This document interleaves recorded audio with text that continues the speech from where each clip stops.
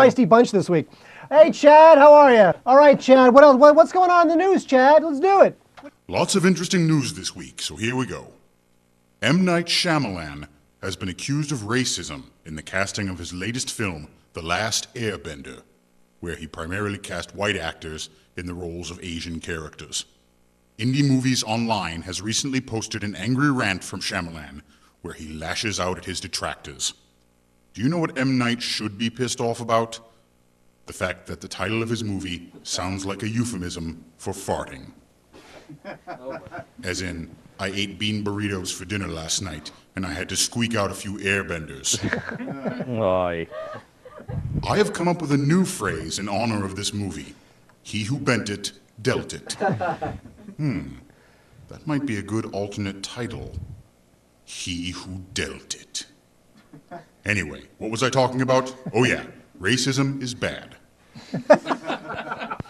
Okay. Can I be the contrarian? I can be the contrarian too. Yeah, go ahead. Have at it. Eat it up. I don't care who plays what, as long as it's appropriate for the material. You know what? Alfred Molina played Tevye in Fiddler on the Roof. What do I care? Alfred Molina has played Arabs, Jews, Italians, everything there is. Now, if it's not appropriate to the material, that's something different. But if the idea that you're hiring a white actor to play a whatever, it doesn't bother me. It really doesn't. Look, it's not like these characters were intentionally written to be Asian. You're talking about, look, most Japanese anime, the characters are white anyway. That's one of the weird things about anime. They create Caucasian characters in their own anime. Nobody really understands why. It's a style, it developed, it is what it is. Fine, but he's entitled, there's nothing that is uniquely Asian about The Last Airbender in the animated form. It just happened to be so. So there's really no reason why he shouldn't be able to change that, just as they changed James West to Will Smith in The Wild Wild West. Now, you know, a lot of people didn't like that either. Look, whatever. You know, do what you want. I don't have a problem with it. All right, Chad, now we're angry. What's the next story? Jerry Bruckheimer is in talks to develop a Top Gun sequel that would bring back Tom Cruise in the role of Maverick.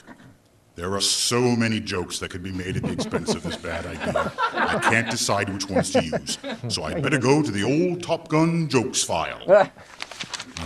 Let's see here. Gay undertones, done death. Tom Cruise jumping around on a couch, not funny anymore. Scientology, volleyball game, making fun of Goose and his death. Oh man, these jokes are all terrible. Why do I even maintain this file? Top Gun sequel, terrible idea. Insert your own joke here. That's not going to get made, is it really? Look. With Tom Cruise? Why would he do that? I don't know, but I think it's very interesting that this news comes out as Night and Day, which is not a bad movie. We didn't talk about it last week. We didn't have a show last week, but Night and Day is a good film. I thoroughly enjoy it. It's like Charade for a new generation. But it isn't doing all that well, which suggests that Tom's star is a bit tainted right now. And Jerry Bruckheimer's celebrity and his power producer cachet is also a bit tainted. Prince of Persia, not good. Not doing well. Sorcerer's Apprentice. Sorcerer's Apprentice getting horrible buzz. Not tracking well. So that's not tracking well. So it's entirely possible that this may happen just so that it can resurrect Tom's career and put Bruckheimer back in the power position, if all of that transpires. I'll say this. I think Bruckheimer will do anything for a buck. I think that guy would make Top Gun 75. But I really think I would give Tom Cruise more credit. This is fishing. This is fishing. This is putting that story out there to see how it sticks. Well, that's what it is. It's just seeing, are people going to make fun of this, or are people going to show a little bit of excitement? If they make fun of it, we'll say it's a rumor, and there's no truth to it, and we let it die. If there's a little bit of interest, then maybe we can convince the studio, get Paramount on board, get somebody to write a script. We can actually kind of exploit it. So they're fishing for reaction. I don't think it's a good idea, but you never know. I just can't see Tom Cruise ever doing that. It's just such a step down. You never know. You never know. All right, Chad, what's next? The new Harry Potter trailer is out. Yeah! Wizards, boys' school, let's roll it!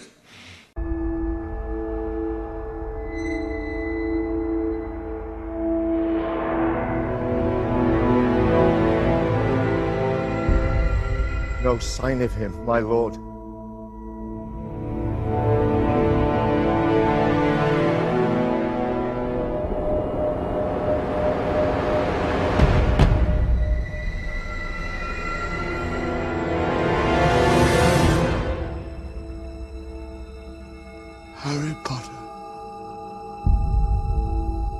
boy who lived.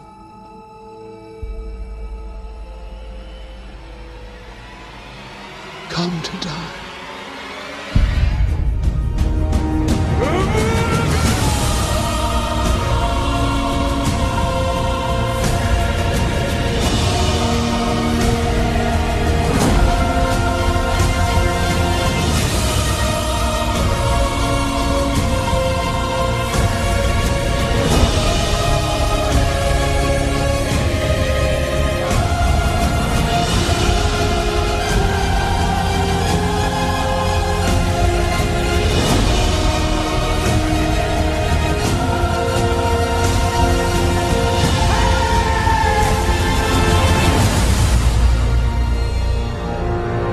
Why do you live? Because I have something worth living for.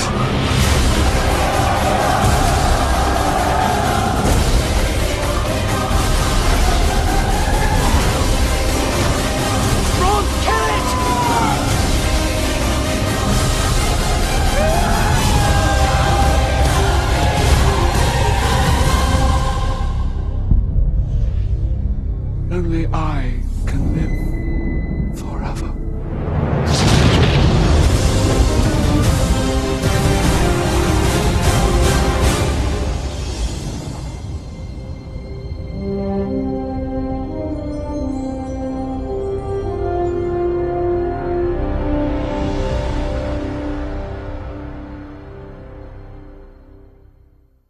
Whew, yeah! Magic, spells, Harry Potter. I'm as excited about this movie as a fourth-year potion student with a Whomping Willow and a blah, blah, blah. Yeah, Harry Potter movie, very exciting. You know what's here's what's interesting about that trailer, which is what's interesting about the whole series. Every shot in that trailer was dark, either Yeah. in the dark, at night, moody. Yeah. Because that's how Warner Brothers has treated this. As they've treated this franchise. Yeah, they've gotten done a good darker job and with it. darker and darker. As it's gotten darker, I've liked it more. The earlier films that are very, very Chris Columbus, I just hated. I thoroughly hated. They were kiddie and they were unfocused and people playing that game with the brooms. It was dreadful. But when it gets dark and demony, it's cool. I've enjoyed it. Well, but I think that's what's happening with the Twilight series.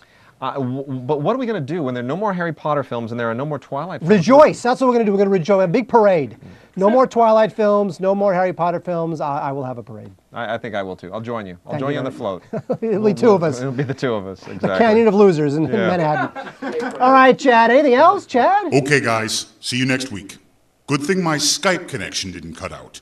I spilled an entire bowl of chili on my laptop an hour ago, and it's a good thing. Malfunction. Clean my kitchen. Boots. And a coconut.